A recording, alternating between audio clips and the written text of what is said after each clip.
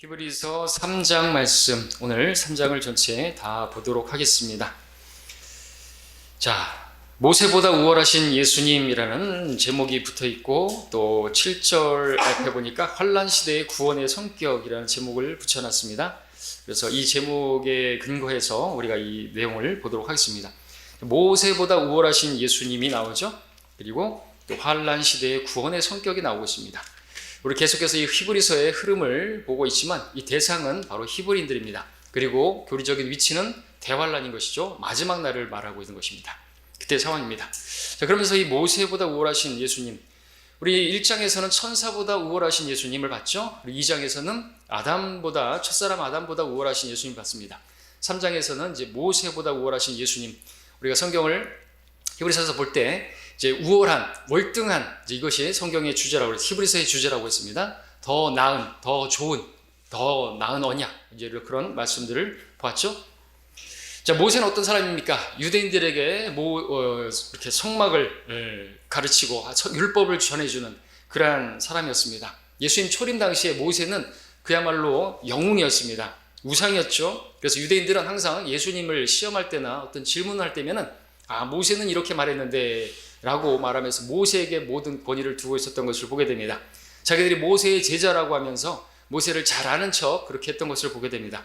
그러나 예수님께서는 그들에게 너희가 참으로 모세를 알았다라면 나를 알았을 것이다 그랬습니다. 모세가 말했죠. 나와 같은 한 선지자가 일어날 것이다. 바로 예수 그리스도. 모세를 알았다고 한다면 그 선지자. 그래서 사람들이 이제 예수님께 물었던 것이죠. 당신이 그 선지자이니까. 모세가 말했던 그 선지자가 당신이니까 라고 말했던 것을 보게 됩니다. 제대로 알았으면 알아봤어야 되죠. 그렇죠? 성경을 알았다고 한다면 알 수가 있었을 텐데 몰랐던 것입니다. 자, 우리 함께 1절부터 좀 보겠습니다. 한번 읽고 가겠습니다. 5절까지. 그러므로 하늘의 부르심에 참여하는 거룩한 형제들아, 우리의 고백하는 바 사도이며 대제사장이신 그리스도 예수를 깊이 생각하라. 그는 자기를 세우신 분께 신실하기를 마치 모세가 그분의 온 집에서 한 것과 같이 하셨으니 그가 모세보다 더욱 영광을 받아 마땅함은 마치 집을 지은 사람이 그 집보다 더욱 존귀한 것과 같으니라. 어떤 집이든 누군가가 지었으나 만물을 지으신 분은 하나님이시니라. 또 모세는 실로 장차 말하여질 것들에 대한 증거를 위해 그분의 온 집에서 종으로 신실하였으나 라고 기록하고 있습니다. 자, 1절에서 하늘의 부르심에 참여하는 거룩한 형제들아 이렇게 말을 하고 있습니다.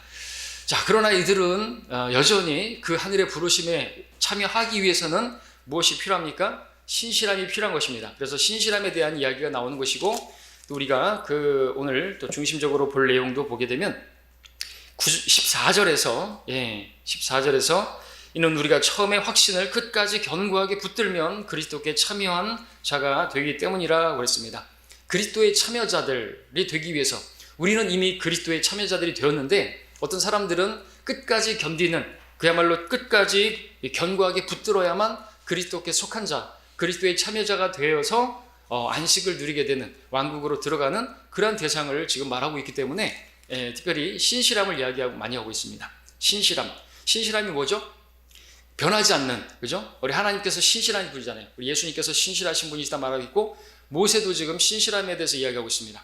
우리 계시록의 2장에 보니까 죽기까지 신실하라, 그러면 내가 생명의 멸관을 받을 것이라 말씀하고 있습니다.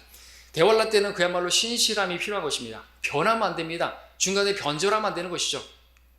지금 모세를 언급하고 있는데 모세 신실했다고 말하고 있습니다. 그런데 모세가 온전하게 예수님만큼이나 신실했던 것은 아니죠. 모세도 신실하지 않았던 적이 있었습니다. 어떤 부분이 있습니까? 그가 바위에게 말하라고 했는데, 백성들에게 말하면서, 그리고 그 바위를 쳤죠. 말만 하라고 했는데 2번이나 쳤습니다. 그래서 그는 약속의 땅에 들어가지 못했죠. 너무 심한 처사가 아닌가 생각할 수 있겠지만 그것은 예수 그리스도의 모형을 제시하는, 그것을 잘못 제시한 것입니다. 예수님은 한 번만 침을 당하면 되는데 2번 치는 그 예수님의 모형을 잘못 제시한 것이기 때문에 큰 일이 아닐 수가 없습니다. 그 죄로 인해서 그는 약속의 땅에 들어가지 못했던 것이죠. 물론 그렇다고 해서, 그럼에도 신약 성경은요, 구약의 그 성도들의 그러한 어떤 허물이라든지 이 죄들에 대해서 가려주고 있는 것을 보게 되죠. 심지어 삼손조차도 구약에 있는 그 성도들의 그 죄들을 가려주고 있는 것을 보게 됩니다. 이것이 신약에서 발견할 수 있는 은혜죠. 죄들을 기억하지 않은 것입니다. 삼손조차도 우리 히브리서 11장에 보면 믿음의 사람들이 쭉 나오는데 그 사람들이 다 완전했던 게 아니죠. 다 신실했던 것, 온전히 신실했던 것만은 아닌 것입니다. 예, 그런 것들이 있지만 그럼에도 하나님께서는 그가 신실했다 그렇게 평가하고 있는 것이죠. 자, 근데 우리가 순서대로 좀 보겠습니다. 여기서 사도이며 대제사장이신 예수님을 깊이 생각하라고 말씀하고 있습니다. 사도, 예, 사도라는 말은 보내심을 받았다라는 그런 이름이죠. 그런 의미에서 모세도 보내심을 받았죠. 누구에게서 누구에게로? 하나님께로부터 바로 이스라엘 백성들에게 보냄을 받은 그러한 사도였습니다. 그러나 모세는 대제사장은 아니었죠. 예수님은 사도이시면서 사도, 왜 사도십니까? 예수님께서는 하나님께로부터 온 자라고 말씀하고 있지 않습니까? 복음서에서 아버지께서 나를 보내셨다. 그런 의미에서 사도시고 그분은 또한 대제사장으로서 지금 사역을 하고 계십니다. 근데 모세는 사도였지만 대제사장은 아니었죠. 누가 대제사장이었습니까? 모세의 형 아론이 바로 그 대제사장이었던 것이죠. 자, 예수님은 그러나 그렇게 사도이시면서 대제사장이신 분이십니다. 이분을 우리가 깊이 생각하라고 말씀하고 있습니다. 예, 하나님께로부터 보냄을 받으셨고 지금도 그렇게 대제사장으로서 사역하고 계시는, 근데 성경에서 사도라고 불리는 사람들이 몇 있지만 진정한 의미에서 그 사도는 예수 그리스도를 말하는 것입니다. 또 대제사장도 성경에 있지만 진정한 의미에서 대제사장은 바로 그 대제사장, 그러니까 성경에서 사도나 대제사장은요 다 예수 그리스도의 모형이 되는 그런 인물들인 것이죠. 자, 근데 로마 카톨릭은 베드로를 사도들의 왕으로 그렇게 칭하고 성직자들을 제사장이라고 프리스트 그렇게 이제 칭하는 것을 보게 됩니다. 이거 다 예수님을 흉내내는 것입니다. 교황은 그리스도의 대리자라고 말하죠. 그리스도께서 오실 필요가 없어요. 그리스도께서 이미 그 자리에 앉아 있습니다. 그 교황청에 앉아 있습니다. 그 교황이 그리스도의 대리자라고 그렇게 말하고 있는 것입니다. 그게 무천년주의. 그러니까 그야말로 이미 교황이 이 땅을 다스리고 있는 것이 곧 그리스도가 다스리고 있는 왕국인 것이에요. 그렇게 천년 왕국이 그렇게 다스려지면 예수님께서 오신다고 믿는 그것은 또 후천년주의 종말론을 가르치고 있는 것이죠. 자, 그러나 그것은 잘못된 것입니다. 예, 너무나 잘못된 그런 것들을 가르치고 있는 것이 로마 카톨릭이고 창녀들의 엄의라고 성경은 말하고 있습니다. 자, 여기 2절에 보면은 모세가 그분의 집에서 온 집에서 신실했다 그런 말을 하고 있는 것을 보게 되죠. 아까 말씀드렸던 것처럼 완전하게 신실하지 못했지만 그럼에도 신실했던 부분, 이스라엘 백성들을 다스리는 데 있어서, 자, 집이라는 표현을 우리가 좀 볼 필요가 있는데요. 성경에서 집이라는 표현은 몇 가지로 이렇게 설명할 수가 있는데, 첫 번째는 우리의 몸을 집이라고 하죠. 몸. 고린도후서 5장 1절에서는 우리 육신의 장막집이라고 표현합니다. 땅에 있는 장막집이라고 표현하고 있죠. 이 장막집이 무너지면 하늘에서부터 오는 그러한 집을 입게 될 것이다. 몸을 집이라고 말하고 있습니다. 집은 또한 전이라고 단어로 한문으로 표현할 수 있죠. 전. 그래서 성전도 집입니다. 구약에서는 하나님의 집 그럴 때 성전으로 써지기도 했죠. 그리고 이스라엘을 하나의 집으로 또 설명합니다. 이스라엘은 한 동족이고 한 민족으로서 혈연 가족이기 때문에 이스라엘을 집이라고. 그래서 성경에서, 구약 성경에서 여러분 읽어보셨겠지만 이스라엘 집과 유다 집, 유다 집과 이스라엘 집이라는 표현을 보셨을 것입니다. 네, 바로 가족을 말하는 것이죠. 가족. 자, 집이라는 것은 그래서 여기서 이스라엘 집을 가리키는 것입니다. 이스라엘. 자, 모세는 이스라엘 집을 관리하는 데 신실했다는 것이죠. 자, 근데 모세가 하나님의 집을 관리하는, 바로 이스라엘을 관리하는 그 종으로서 신실했다 하면 바로 예수님께서는 자신의 집에서 아들로서 신실했다, 그것을 5절에서 6절에서 또 쓰고 있습니다. 6절에서 그리스도는 자기 자신의 집을 맡은 아들이니 만일 우리가 확신과 소망의 기쁨을 끝까지 붙들면 우리가 그의 집이라 말씀하고 있습니다. 자, 여기서 또 우리가 어려운 구절을 대하게 되는 것이죠. 끝까지 붙들면, 그리고 14절에서도 끝까지 견고하게 붙들면 그리스도의 참여자가 된다고 말하고 있고, 지금 6절에서는 우리가 그의 집이 된다 말하고 있습니다. 집이 가족이라고 했죠. 자, 그렇다면 우리가 그 확신을 굳게 잡고 또 이 소망을 굳게 잡고 그래야만 우리가 그의 집이다, 바로 하나님의 집에 속한 하나님의 가족이 될 수 있다라는 것입니다. 자, 성경에서 바울 서신에서 이와 같은 내용들을 우리가 찾아볼 수가 없죠. 우리 바울 서신에서는 우리가 예수 그리스도를 믿음으로, 오직 믿음으로 그분께 속한 자가 된다고 말하고 있습니다. 하나님의 가족이 된다고 에베소서 말씀하고 있습니다. 믿음으로 은혜로 되는 것이라고 말씀하고 있습니다. 그런데 이런 말씀들이 나오는 것은, 이런 말씀이 나올 때는 우리가 이제 좀 혼란스러워하는 것이죠. 그럴 때 우리가 알아야 될 것은, 다른 어떤 내용을 나오면요, 그건 다른 대상을 향해서 말하는 것이죠. 대상이 다른 것입니다. 그렇기 때문에 이 시대와 또 그리고 대상을 나눠야 되는 거죠. 성경은 유대인과 이방인과 하나님의 교회, 우리만을 위해서 성경이 다 기록된 게 아니죠. 우리만을 위해서 기록됐다고 하면 우리 구약도 다 믿어야 됩니까? 구약에 있는 그런 것들, 우리가 돼지고기도 먹지 말아야 되고 추어탕도 먹지 말아야 되는 것입니까? 그렇지 않은 것입니다. 그렇죠? 신약 성경이라고 해서 다 우리에게도 받아들여서는 안 되는 것이에요. 마태복음, 다시 말씀드리지만 마태복음 이제 구약에서 신약으로 넘어오는 과도기적인, 마태복음 27장까지는 아직까지 구약이에요.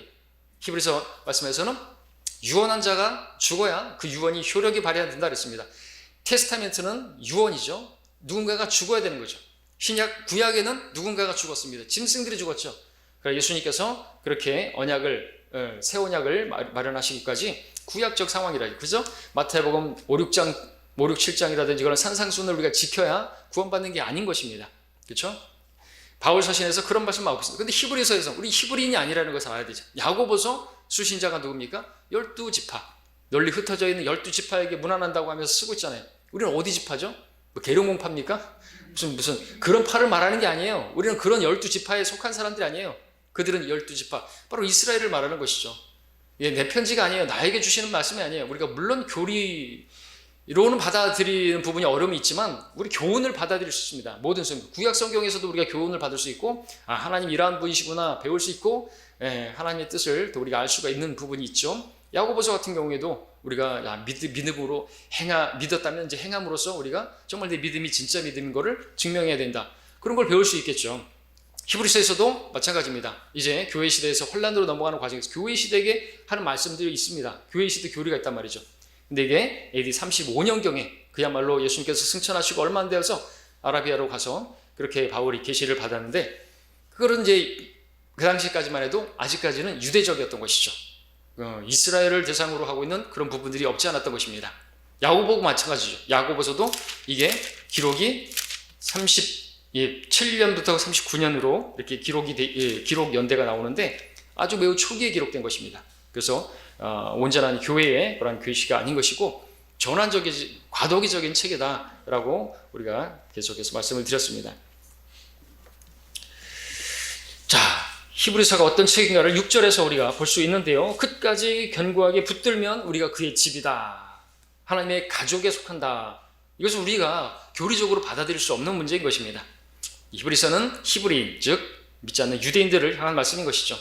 때문에 본문에서 이들이 끝까지 견디하게 붙들면 그분의 집, 가족이 된다라고 하는 것은 다른 시대에 다른 대상을 향하는데 바로 대환란, 우리 1장에서 봤던 것처럼 마지막 날들을 향하고 있습니다. 바로 왕국으로 들어가는, 그리고 이제 하나님의 경륜이 끝나는, 교회의 경륜이 끝나는 그 마지막에 하나님께서 대환란을 통해서 유대인들을 이제 경건치 않은 것들을 다 제거하고 그 다음에 이제 왕국으로 들어가는, 안식을 누리게 하는 그 상황에서 이제 그들이 해야 될 것을 말씀하시는 것이죠. 그래서 그들은 끝까지 견고하게 붙들어야 되는 것입니다. 심지어는 모세처럼 신실했지만 끝에 가가지고 갑자기 무슨 이렇게 바위를 치고 하나님 말씀에서 더하고 이렇게 하면 안 되는 거죠. 말하라고 했으면 말해야 되지, 누가 치라 그랬어요. 그것 때문에 안식의 땅에 들어가지 못한 것이에요. 마찬가지입니다. 이들은 이제 왕국을 앞에 두고 대환란 때 그들은 그 대환란 기간을 어떻게 통과해야 돼요? 끝까지 견고하게 붙들고 그래야지 통과하는 것이에요. 신실함이 필요한 것이죠. 변절하면 안 되는 것입니다. 끝까지 붙들어야 돼요. 그래서 마태복음 24장에서 그때는 대환란이 있으리니라고 말하고 있죠. 그러면서 끝까지 견디는 자는 구원을 받으리라. 이 왕국 복음이 모든 민족에게 전파된 이후에야 끝이 오리라. 어떤 사람들이 교회 시대 기간이 다 환란이라고 말하는데 아니에요. 마태복음 24장에서는 그때라고 말하고 있죠. 어떤 특정한 때를 말하고 있습니다. 어떤 일정 기간을 말하고 있어요. 그때의 대환란이 있는 거예요. 그러니까 대환란이라고 하는 어떤 때가 따로 있는 것이지 교회 시대가 전체가 대환란은 아닌 것이죠. 우리 교회 시대 성도들도 물론 바울이 사도행전에서 말했던 것처럼 우리가 하나님의 많은 환난을 거쳐서 하나님 나라에 들어가게 될 것이다 말하고 있지만 그래서 그 환난은 그 대환란이 아닌 것이죠. 그래서 우리가 그걸 또 성경은 표기하기 위해서 대환란은 리을난으로, 환난으로 이렇게 표기를 했고, 우리가 받는 환난은 니은난으로, 환난으로 그렇게 이제 구분을 한 것이 있습니다. 우리도 환난을 받습니다. 그러나 그들이 대환란 때 받게 되어질, 우리 교회 시대에 예수 영접하지 않고 이 땅에 남아서 짐승의 표를 받지 말아야 되고, 이방인들 같은 경우는 유대인들을 도와야 되고, 그런 상황들. 그래서 마태복음 25장에서 그 양들의 민족과 염소의 민족으로 나누는 것은 내 형제에게 한 것이 곧 나에게 한 것이다. 이스라엘이 형제잖아요. 그 이스라엘에게 어떻게 대했는가에 따라서 그들 왕국에 들어가는 이방인들이 있고, 유대인들 같은 경우는 여전히 율법을 지켜야 되고, 그들은 예수 그리스도 믿는 것뿐만 아니라 율법을 지켜야 된다는 거죠. 형제를 사랑해야 되는 것이죠. 하나님을 사랑하고 그리고 이웃을 사랑하는 형제 사랑, 이런 내용들이 히브리서와 야고보서에서 많이 강조되고 있는 것입니다. 그 율법이죠. 그 두 가지 계명이 다 들어있는 것이죠. 그래야 되는 것입니다. 그리고 짐승을 경배하지 말아야 되는 것이고 당연한 거고요. 자, 오늘 시작 시내는 그리스도인들은 그분의 집이 되기 위해서, 곧 하나님의 가족이 되기 위해서 끝까지 붙드는 그런 조건 같은 것은 없습니다. 왜냐하면 우리가 이미 그분의 몸에, 그분의 지체가 된 것이죠. 그분의 가족이 된 것입니다. 그러므로 이러한 말씀들은 교회 시대를 향한 교리적인 내용이 아니다라는 거죠. 마지막 날들의 대환란의 유대인들을 향한 말씀인 것입니다. 그리고 마지막까지, 다시 말해서 끝까지 견디는 것이 대환란 때 유대인들이 구원받는 조건이라는 것을 우리가 보게 됩니다. 대환란 때 유대인들은 예수님을 메시아로 영접했다 할지라도 믿음을 끝까지 견고하게 붙들지 못하게 되면 떨어져 나가는 것이에요. 히브리서 10장도 보고 오겠습니다. 히브리서 10장도 보시고 38절 39절입니다.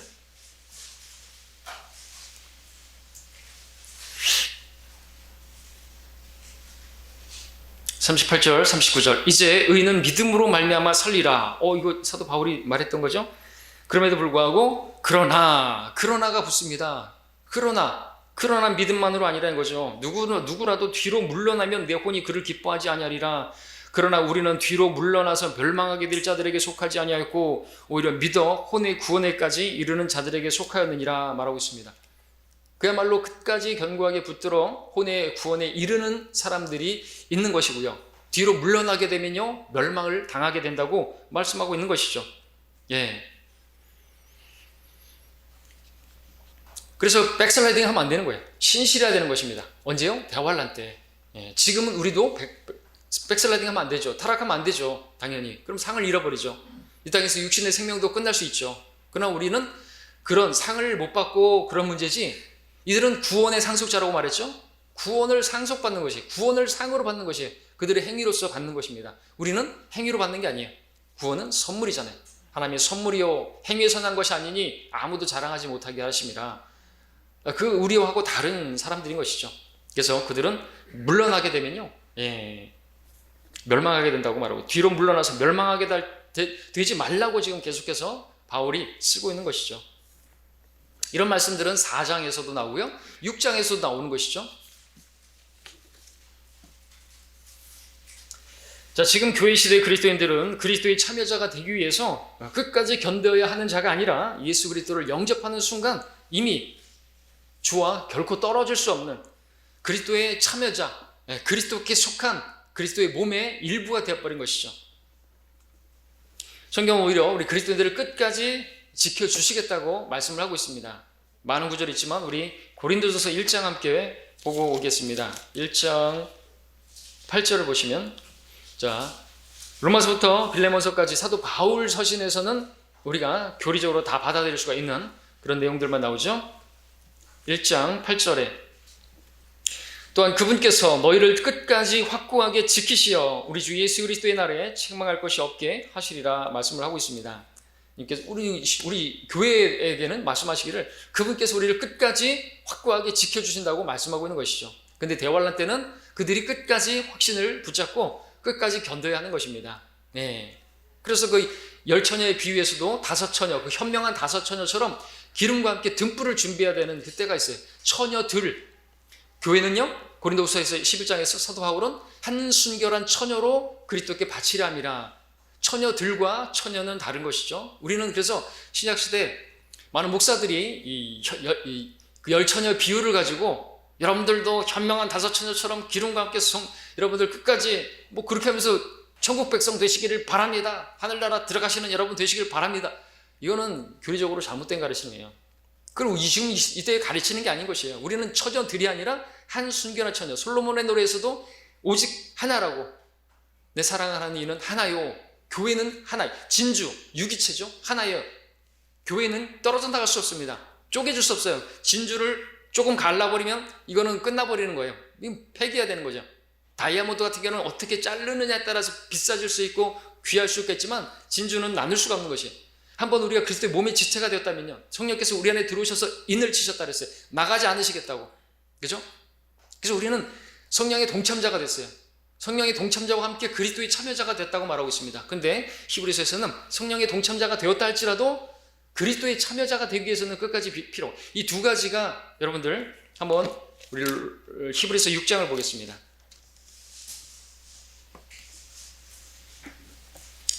히브리서 6장에 보시면 4절부터 6절 보겠습니다. 4절에 한번 깨우침을 받고 하늘의 선물을 맛보며 성령의 동참자가 되고 하나님의 선한 말씀과 오는 세상의 능력을 맛본 자들이 만약 떨어져 나간다면 다시 새롭게 하여 회개시킬 수 없나니 이는 그들이 스스로 하나님의 아들을 다시 십자가에 못 박아 공개적으로 조롱함이라. 이는 그 땅이 그 위에 자주 내리는 비를 흡수하여 밭가는 자들에게 적합한 농작물을 내면 하나님께 복을 받으나 만일 가시와 엉겅퀴를 내면 버림을 당하고 저주함에 가까워져서 그 마지막은 불사름이 되기 때문이라. 이렇게 말을 하고 있죠.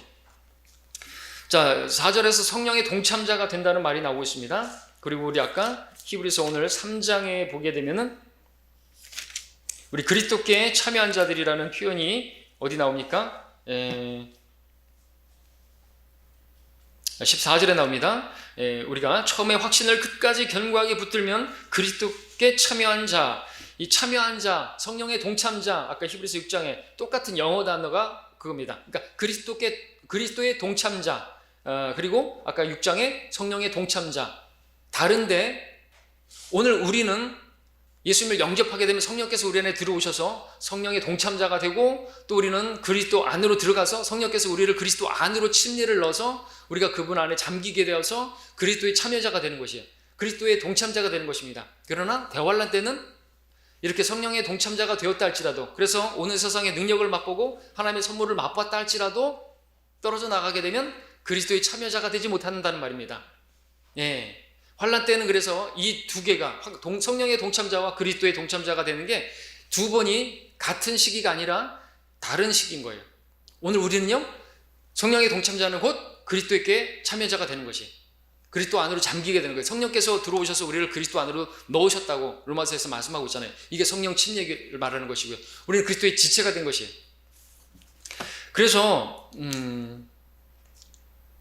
12절도 보십시오. 3장 12절에 보니까 형제들아 너희 중에 아무도 믿음 없는 악한 마음으로 살아계신 하나님에게서 떨어지지 않도록 주의하라 그랬습니다. 하나님에게서 떨어지면요 큰일 나는 것입니다.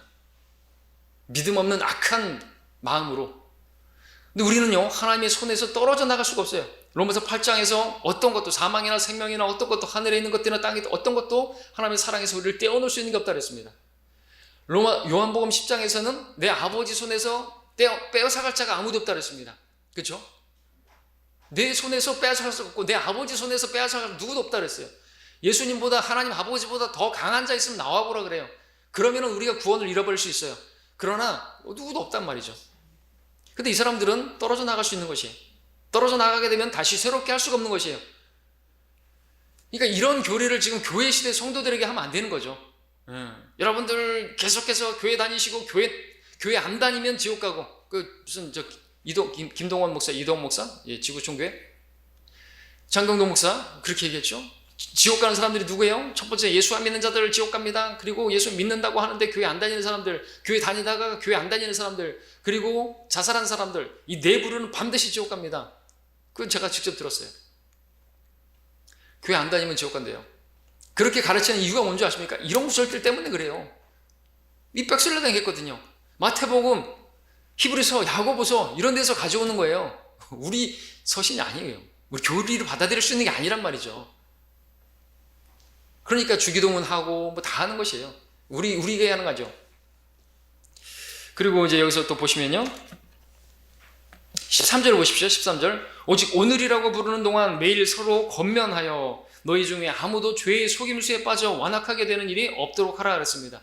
죄의 속임수에 빠지는 것이, 적그리스도가 이제 사망과 더불어 언약을 맺게 되는데 거기에 속아 넘어가게 되면 끝나는 것이, 속아 넘어가는 죄의 사람 속임수에 넘어가는 것입니다. 아주 우호적으로 대하는 거죠, 유대인들에게. 처음에는 적그리스도가. 근데 이것은 사망과 더불어 맺은 언약이라고 말하고 있습니다.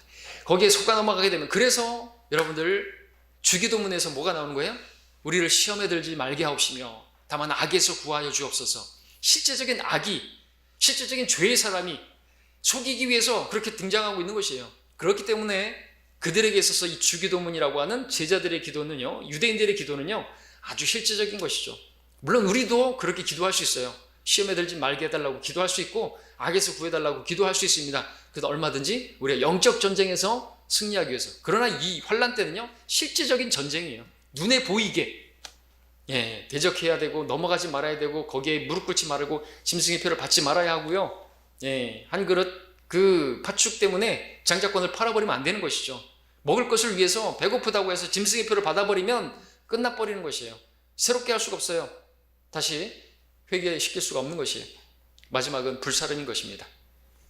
어떤 사람들은 이 불사름이 또 그리스도 심판석에서 불사름이라고 상 잃어버린다고 그렇게 말을 하는 정동수 목사도 있고, 근본주의 그런 입장을 따라가지고 이러면서 이런 것들은 다 그리스도 구원은 잃어버리지 않고 상이 잃어버려진다, 이런 식으로 또 가르치는데 잘못 가르치는 것이. 럭커 목사님, 그러면서 럭커 목사님은 럭커만 목사는 이렇게 가르친다고 막 하는데, 자기가 필요할 때만 그 정동수 목사는 럭커 목사님 막 써먹다가 자기하고 안 맞는 부분은 아주 가차없이 그렇게 얘기하는 사람들이죠. 자, 계속해서 우리가 보게 되면 여기 그래서 시간이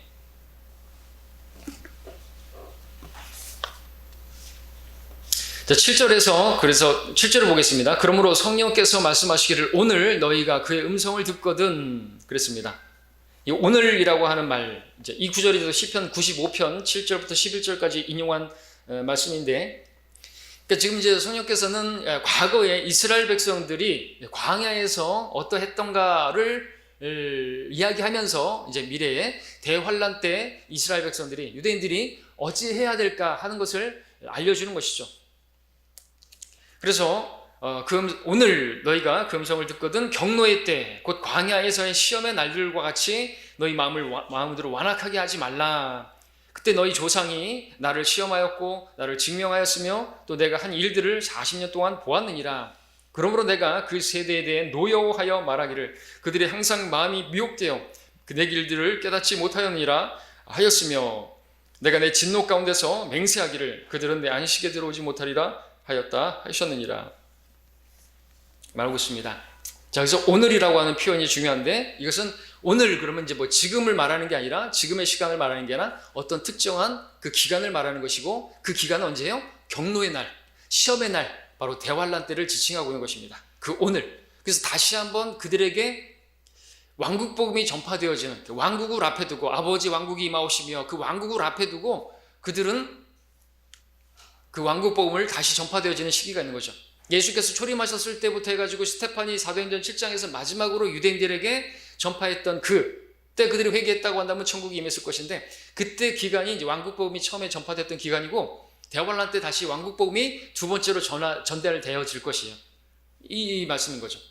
그때.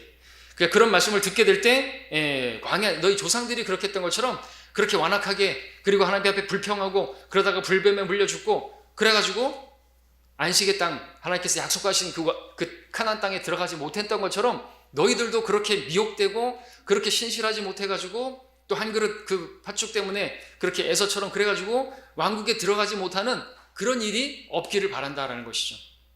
그래서 그들이 그렇게 되면요, 왕국에 들어가지 못하는 거, 천년왕국에 들어가지 못하는 사람들은 구원받지 못하는 것이고, 그들은 지옥에 던져져서 불태워지는 것입니다.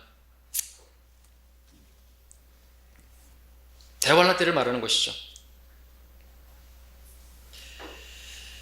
자, 유대인들이 하나님께로부터 약속을 받아서 가나안 땅에 들어가던 그 약속의 땅에, 그래서 유업을 받는 것입니다. 우리 그리스도인들은 그런 안식이 뭐 왕국으로 들어가는 게 안식이 아니잖아요. 우리가 뭐 지금 혼란이도 아니고 이제 앞으로 진짜 우리는 왕국을 기다리는 게 아니죠. 우리는 주님께서 우리 그 왕국이 임하기 전에, 대환란이 임하기 전에 우리는 예수님께서 공중에서 오셔서 우리를 데려갈 그날을 기다리고 있는 것이죠. 그리고 올라가게 되면 우리 주님과 함께 내려올 때 그 왕국이 임하는 것입니다. 7년 동안 우리는 어린 양의 혼인식, 그리고 어린 양의 혼인잔치 하고, 그리고 심판석 하고, 그렇게 내려올 때 이 지상에서는 7년의 대환란이 이제 있게 될 것이고요. 우리는 위에서 이제 그렇게 안식을 취하는, 이스라엘 백성들은 육적인 안식을 취한 것이죠.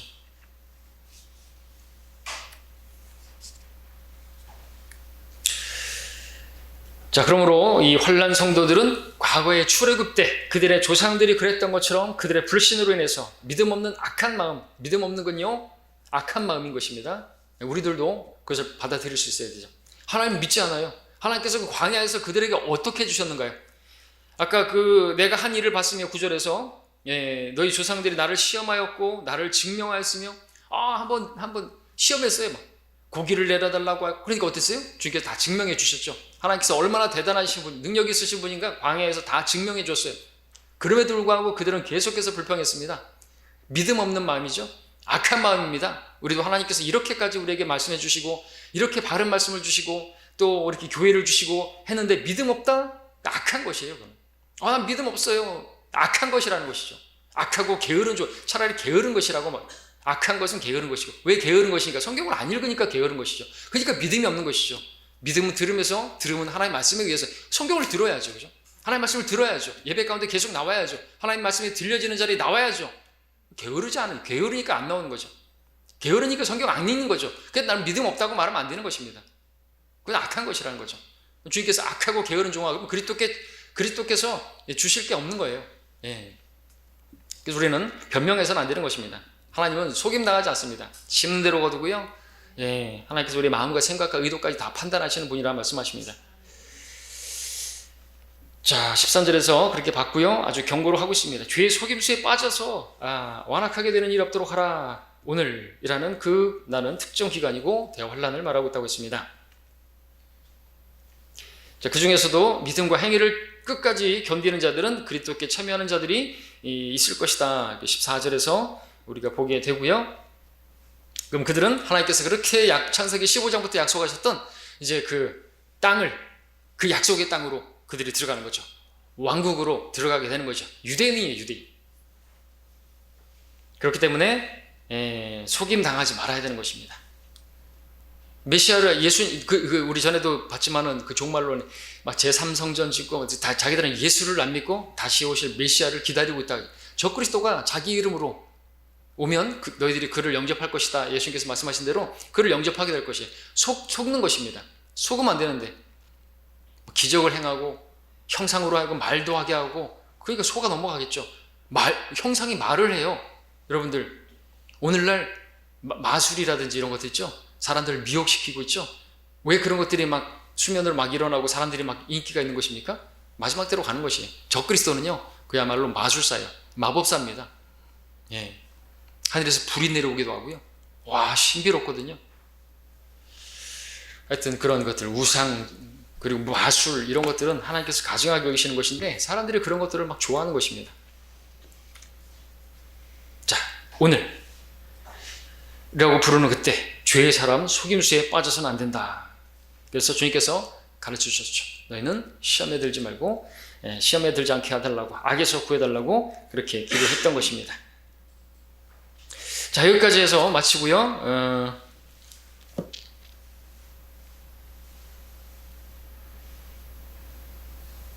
계속해서 이제 17절부터 보게 되면 16절 보겠습니다. 이는 어떤 자들이 말씀을 들을 때 경록해 하였습니다. 그러나 모세에 의하여 이집트에서 나온 모든 사람이 그리한 것은 아니었느니라 그랬죠? 맞습니까? 예, 맞습니다. 이집트에서 나온 사람 모두가 다 그렇게 하나님을 경록해 하고 모세를 경록해 한 것은 아닙니까? 맞죠. 특별히 여호수아와 칼렙은 온전히 주님을 따랐죠. 근데 개역성경은 뭐라고 돼 있죠? 듣고 경록해 하던 자가 누구뇨? 모세를 쫓아 애굽에서 나온 모든 이가 아니냐라고 돼 있습니다. 이것은 진리가 아니에요. 개역 개정판도 마찬가지고 NIV도 마찬가지고 변개된 성경들은 다 모세를 쫓아 나온 모든 이가 다 그렇게 경록했다 말하고 있습니다. 그러나 아니에요. 그건 진리가 아닙니다. 비진리예요. 성경은 모든 자가 아니라고 말하고 있습니다. 그것이 맞죠? 우리가 구약을 통해서 보게 되면 바로 그러니까 성경에 모순이 있는 것이에요. 개역 성경에는 말이 안 되는 것이 있는 것입니다. 오류가 있다라는 거죠. 우리 성경에는 오류가 없습니다. 하나님께서 우리에게 순수한 말씀의 젖을 사모하도록 순수한 말씀을 주신 것이에요. 불순물이 섞여 있지 않습니다. 이런 구절들이 있으면요, 오류가 있잖아요. 그럼 어떻게 우리가 이 말씀을 온전히 신뢰할 수 있겠습니까? 신뢰할 수 있는 성경과 신뢰할 만한 그러한 번역본과는 엄연한 차이가 있는 것입니다. 하나님께서 우리가 완전히 신뢰할 수 있는 그런 말씀을 주실 수 있는 분이시고 주신 분이신 것이죠. 그렇게 하나님을 믿을 수 있도록 우리에게 성경을 주신 것입니다. 17절에서 또 하나님께서 40년 동안 누구에게 노여하셨느냐? 범죄하여 그들의 시체가 광야에 쓰러진 자들에게가 아니냐? 또 하나님께서 누구에게 맹세하시어 그의 안식에 들어오지 못하리라고 하셨느냐? 믿지 아니한 자들에게 하신 것이 아니냐? 그러나 우리가 보건대 그들이 들어가지 못한 것은 믿음이 없었기 때문이라 그랬습니다. 예, 하나님을 믿지 않는 것이에요. 구약도 마찬가지로 그 믿음은 곧 행함과 더불어서 작용이 되어야 되는 거죠. 대환란 때는 마찬가지예요. 그 조상들처럼 너희들이 그렇게 믿음 없는 악한 마음으로 하나님을 또 시험하고 또 속아 넘어가고 그러면 너희들은 안식 못 들어간다 이거죠. 왕국에 못 들어간다는 것이죠. 대환란 때 똑같은 일들이 벌어지는 것이죠. 이스라엘 백성들이 광야에서 그 시험의 날들 거기서 넘어졌던 것처럼 너희들은 다시 시험을 당하게 될 것인데, 여러분 대환란은요 야곱의 고난의 때라고 예레미야서에서 말하고 있습니다. 야곱은 이스라엘이죠.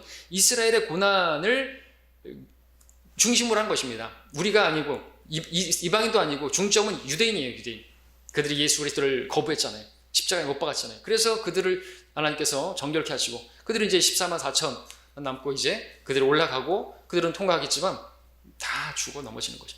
많은 사람들이 죽어 넘어질 것이 광야에서 죽어 넘어졌던 것처럼 우리는 거기에 속한 사람들이 아니라는 것입니다. 이거는 우리에게 교리로 받아들일 수 있는 말씀이 아닌 것이에요. 그렇다고 한다면 로마서에서 사도 바울이 말하고 에베소에서 말하고 있는 것처럼 갈라디아에서 말하고 있는 것처럼 우리가 행위와 상관없이 우리는 믿음으로 의롭게 되었고 우리는 하나님의 가족이 되었고 그분의 자녀로 입양이 되었고 우리는 성령의 인침을 받았고 성령의 동참자가 되었고 그리스도의 참여자가 되었고 한 번에 다 이루어졌다라고 말하는 것과 다 반대된단 말이죠. 다르면 다른 대상을 말하는 것을 알아야 돼요. 다르다고 한다면 같은 것이 아니다라고 말해야 되고요. 다르면 이건 대상이 다르다라고 말할 딱 정해야 놓으면 되는 거예요. 시대가 다른 거예요. 구약 시대와 신약 시대가 다른 것처럼 신약 시대와 환란 시대가 다르고 왕국 시대가 다른 거죠. 마태복음 7장은 왕국 때 지켜져야 할 그러한 산상수훈인 것입니다. 이렇게 성경을 올바로 나눠야 하는 것이 너무나 필요하기 때문에 우리가 이 세대적 진리를 가르치는 것이고 반드시 성경을 배우기 원하는 사람들은 이 대상을 나누고 시대를 나눌 수 있어야 돼요. 그래서 디모데후서 2장 5절에서 말하고 15절에서 진리의 말씀을 올바로 나누어 나누어서 공부하라고죠. 그러지 않으면 하나님의 부끄럽지 않은 부끄러운 일꾼이 되는 것입니다. 그런 사람들이 이단에 넘어지고 막 그러는 것이죠. 오늘 여기까지 공부하도록 하겠습니다. 다음 주에